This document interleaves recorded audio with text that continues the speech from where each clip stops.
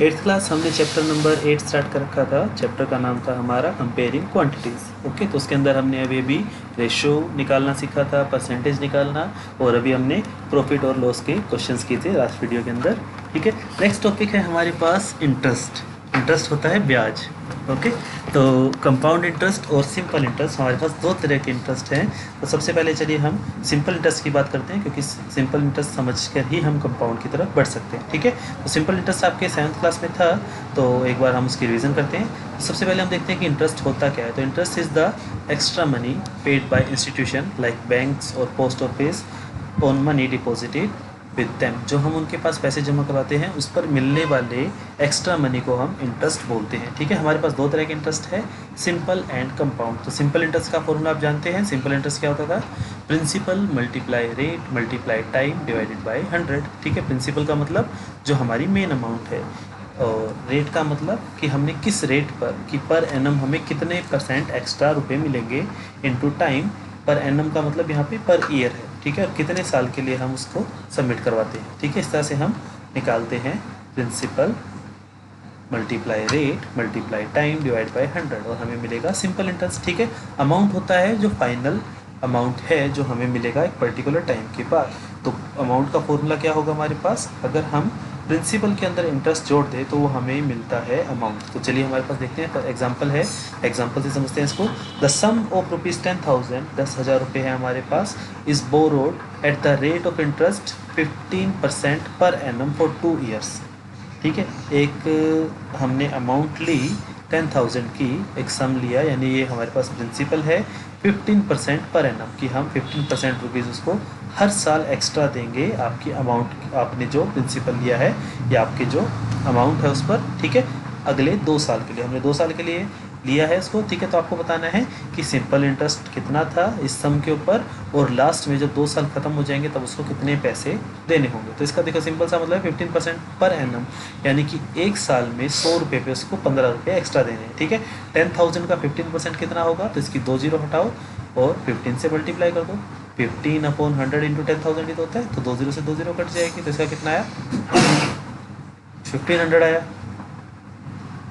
ठीक है, 1500 आया इसका। तो 2 साल के लिए कितने एक्स्ट्रा हो जाएंगे? 3,000 रुपये हो जाएंगे। फर्स्ट ईयर के लिए 1500, दूसरे ईयर के लिए भी 1500। तो टोटल अमाउंट 10,000 थी, उसके अंदर 3,000 उसको एक्स्ट्रा देने पड़ेंगे, तो ओवरऑल अमाउंट होगी 13,000। ठीक है, इस तरह से हम इन क्वेश्चंस को करते हैं। ठीक है, तो हमारे पास है इसके अंदर, ठीक है, इस तरह से हम इनको करते हैं, principal rate into time divided by 100, that is simple interest. Okay, अब हमारे पास आता है कंपाउंड इंटरेस्ट। देखो कंपाउंड इंटरेस्ट क्या होता है, हमारे पास क्या है कि जो इंटरेस्ट लगता है पर ईयर, अगर हम उसको जोड़ दें और उस अमाउंट, नई अमाउंट के ऊपर इंटरेस्ट लगे, उसको हम बोलते हैं कंपाउंड इंटरेस्ट। ठीक है, जैसे कि मान लीजिए आपने मुझे 1,000 रुपीज़ दिए, और आपने कहा कि 10% के हिसाब से आप हमें बाद में पे कर देना 10 ईयर्स के बाद। ठीक है, तो 1,000 रुपीज़ का 10% कितना हुआ? 100 रुपये हुआ। ठीक है, तो मुझे आपको हर साल 100 रुपये एक्स्ट्रा देने हैं, यानी कि 10 ईयर्स के लास्ट में कितना हो जाएगा? 1,000 हो जाएगा, यानी कि 10 ईयर्स बाद मुझे आपको 2,000 रुपीज़ देने हैं। ठीक है, ये तो हो गया सिंपल इंटरेस्ट। कंपाउंड इंटरेस्ट देखिए क्या होता है, इन्होंने कहा कि अगर आपने हमें हर साल इंटरेस्ट नहीं दिया तो आपके इंटरेस्ट पे भी इंटरेस्ट लगेगा। तो इंटरेस्ट पे जो इंटरेस्ट लगता है उसको हम बोलते हैं कंपाउंड इंटरेस्ट। यानी कि जैसे हमने एग्जांपल लिया, आपने मुझे 1,000 रुपीज़ दिए थे। ठीक है, तो फर्स्ट ईयर में कितने हो गए वो? 10% के हिसाब से 1100 हो गए। ठीक है, सेकेंड ईयर में कितने हो गए थे? 1200, क्योंकि हर साल 100 रुपये बढ़ रहे हैं ना, तो 100 रुपये बढ़ रहे हैं, दैट इज सिंपल इंटरेस्ट। लेकिन कंपाउंड इंटरेस्ट में क्या होगा कि पहले साल 100 रुपये बढ़े, तो टोटल कितने हो गए? 1100। अब जो इंटरेस्ट लगेगा वो इन 1100 पे लगेगा, 1000 पे नहीं लगेगा। यानी कि अगली बार मुझे आपको कितने एक्स्ट्रा देने होंगे नेक्स्ट ईयर? 110 रुपीज़। ठीक है, उसके बाद आपको 1210 का एक्स्ट्रा देना है। तो हर साल जो अमाउंट पे इंटरेस्ट लगता है उसको हम बोलते हैं कंपाउंड इंटरेस्ट। ठीक है, तो ये रहा। नॉर्मली द इंटरेस्ट पेड और चार्ज इज़ नेवर सिंपल। जो हम इंटरेस्ट यूज़ करते हैं वो सिंपल कभी नहीं होता। The interest is calculated on the amount of the previous year. जो पिछले साल हमारा एग्जैक्ट बैलेंस था ना, उसके ऊपर ही हमारा कंपाउंड लगता है, और उसको हम बोलते हैं कंपाउंड इंटरेस्ट। ओके, तो चलिए हम इस क्वेश्चन को एक बार समझ के देखते हैं। कंपाउंड इंटरेस्ट निकालने का देखो तरीका क्या है। हम करें, पहले क्या करेंगे, हर साल का सिंपल इंटरेस्ट निकालेंगे। ठीक है, देखो सबसे पहले जैसे हमारे पास एग्जांपल है, the sum of 20,000 is borrowed by Heena for 2 years at the rate of interest 8% compounded annually. तो आपको कहा गया है कि कंपाउंड इंटरेस्ट इस पर लग रहा है, तो पहले साल सिंपल इंटरेस्ट कितना निकलेगा, 20,000 रुपये का 8% कितना हुआ, तो हमने इसको निकाला principal into rate into time, time तो 1 ईयर आएगा, डिवाइडेड बाय 100, तो 1,600 रुपये है पहली बार साल का।